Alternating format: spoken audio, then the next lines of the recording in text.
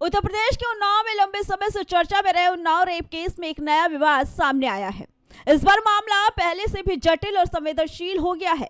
Social media personality बरखा त्रोहान ने उस पर रेप पीड़िता के खिलाफ शिकायत दर्ज कराई है। शिकायत में उन्होंने पीड़िता पर आरोप लगाया है कि उसने उन पर झूठे और भ्रामक दावे किए, साथ ही मानसिक और सामाजिक रूप से उन्हें परेशान किया। इस कदम के बाद मामला मीडिया और सोशल मीडिया पर तेजी से फैल गया और लोगों के बीच बहस का विषय बन गया। सूत्रों के मुताबिक बरखा त्रोहान का आरोप है कि पीड़िता ने सोशल मीडिया और अन्य प्लेटफॉर्म पर उनके खिलाफ आपत्तिजनक और गलत बातें फैलाई। उनका कहना है कि इस वजह से उनकी प्रतिष्ठा को नुकसान पहुंचा है और उन्हें मानसिक दबाव का सामना करना पड़ रहा है। बरखा ने शिकायत में स्पष्ट रूप से कहा कि अगर मामले में तुरंत कार्रवाई नहीं की गई तो उन्हें अपनी सुरक्षा और सम्मान की रक्षा के लिए कानूनी कदम उठाने पड़ सकते हैं। और मैंने तमाम लोगों से बोला कि आखिर एक महिला जो अपने आप को रेप पीड़ित कहती है, उन्नाव रेप पीड़ित कहती है, और वो कहती है कि उसे न्याय चाहिए, और वो ऐसा कह रही है, मेरे खिलाफ रेप के लिए उकसाने वाला बयान दिया है उन्नाव रेप केस पीड़िता ने, जो कि बहुत ही दुखदाई है। यही मैंने ट्वीट भी किया है। मेरे अधिकार कहाँ है और क्या महिला अधिकार कार्यकर्ता क्यों नहीं आए अभी तक? एनसीडब्ल्यू को मैंने सुबह टैग किया था, किसी ने मेरी खोज खबर नहीं ली, कुछ नहीं किया। पूरा दिन मेरा रोते रोते कटा। आखिरी में गई, मैंने इस पे पुलिस स्टेशन गई और वहां पे मैंने कंप्लेंट फाइल कराई है। और वहां कंप्लेंट भी जहां फाइल कराई है, जिस थाने में, वहां पर भी मैंने उनसे पूछा कि कितनी कैसी मानसिकता है इस रेप पीड़िता की, उन्नाव रेप पीड़िता की, कि मैं तो इतनी संवेदनशील मुद्दा था कि मैं तो खुद इनसे मिलने गई थी जंतर मंतर पे, वहां इन्होंने मुझसे मुलाकात नहीं की। फिर मैंने पुलिस से 10, 15, 20 बार रिक्वेस्ट करी कि मुझे रेप पीड़िता से मिलने दिया जाए। पुलिस वालों ने कहा नहीं, वो बहुत आक्रोशित है, आपको मार देंगी, आपको गालियां देंगी, हम नहीं चाहते, हम लॉ एंड ऑर्डर मेंटेन करते हैं। और आप समझती हैं पूरे लॉ एंड ऑर्डर को, क्योंकि आप वही की दुहाई ले रहे हैं। क्योंकि मेरा जंतर मंतर जाने का मकसद सिर्फ और सिर्फ ये था कि कुलदीप सेंगर ने 8 साल जेल में काट लिए हैं और बेल उनका राइट है और बेल मिलनी चाहिए उन्हें। और इस पे सियासत ना करी गए, राजनीति ना करी जाए। रेप जैसे संगीन, जो बहुत ही सेंसिटिव जो बात है, इस पे सियासत नहीं होनी चाहिए, राजनीति नहीं होनी चाहिए। आप सुन सकते हैं, मैंने कहीं पे भी कोई और बात नहीं की, सिर्फ ये कहा कि रेप पर राजनीति नहीं होनी चाहिए। अब रेप पीड़िता को देखिए कि वो कर क्या रही हैं। वो मुझे इतना आहत कर चुकी हैं, वो इंस्टिगेट कर रही हैं लोगों को कि मेरा रेप हो। आप कैसे एक महिला हो करके, तो मेरे को तो लग रहा है, अच्छा एक बात बताइए, अगर उनके साथ रेप हुआ होता और उस पीड़ा से गुजरी होती तो क्या वो दूसरी महिला के लिए काम ना कर सकती हैं? इसी से पता चलता है ये फर्जी केस है।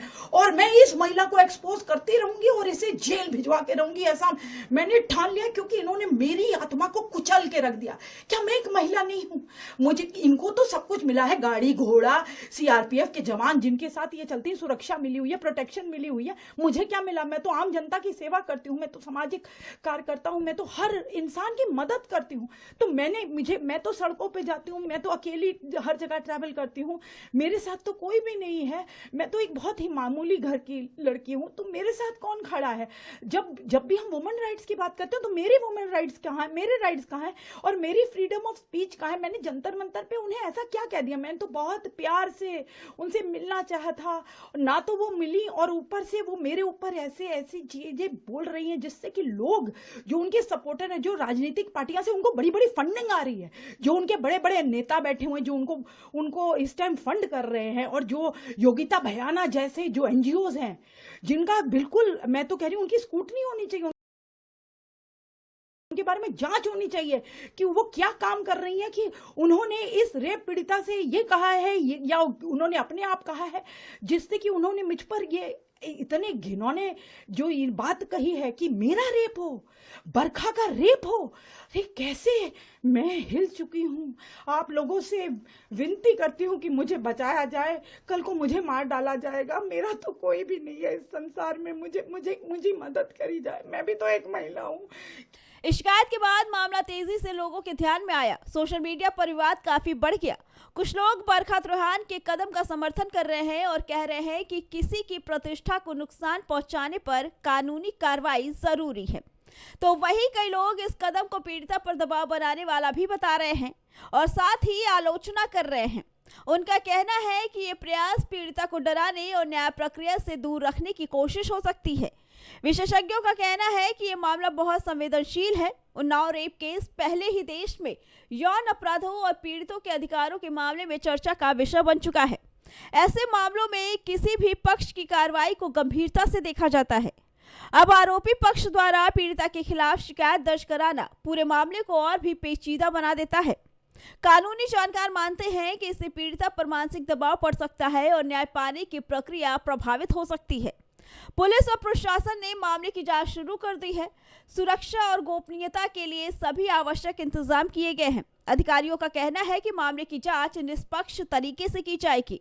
इसमें दोनों पक्षों के बयान और सबूतों को देखा जाएगा और उसके आधार पर कानूनी कार्रवाई की जाएगी। मामले में सोशल मीडिया और मीडिया का रोल भी काफी अहम बन गया है। कई लोग इसे पीड़िता के खिलाफ साजिश मान रहे हैं, तो वहीं कुछ लोग बरखा त्रुहान के मानसिक और सामाजिक नुकसान की चिंता कर रहे हैं। विशेषज्ञों का मानना है कि ऐसे मामले सोशल मीडिया पर बहस और प्रचार कभी कभी न्याय प्रक्रिया को प्रभावित कर सकता है। इस पूरे विवाद ने ये भी सवाल खड़े कर दिए हैं कि संवेदनशील मामलों में सभी पक्षों की सुरक्षा और गोपनीयता कैसे सुनिश्चित की जाए। न्यायालय और प्रशासन के लिए चुनौती ये है कि मामले का निष्पक्ष निपटारा किया जाए, साथ ही साथ किसी भी पक्ष को अनावश्यक दबाव या नुकसान न हो। बरखा त्रुहान ने अपनी शिकायत में ये भी कहा कि वो समाज में अपने सम्मान और सुरक्षा को लेकर चिंतित हैं।